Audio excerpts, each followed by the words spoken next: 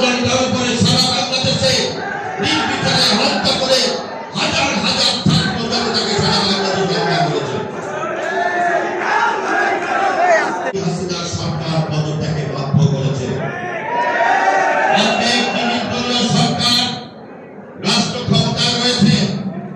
আপনাদের কাছে বলতে চাই, আপনারা মনে রাখবেন বাংলাদেশের হাজার হাজার ছাত্র জনতার রক্তের উপরে দাঁড়িয়ে আপনারা রাষ্ট্র ক্ষমতায় এসেছেন।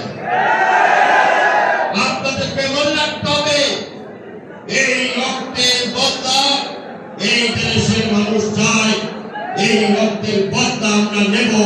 এটা দায়িত্ব হচ্ছে আপনাদের। জনগণ আপনাদেরকে দায়িত্ব দিয়েছে। আমার বরিশালে আব্দুল্লাহ আল হাবিব জাতীয় বীর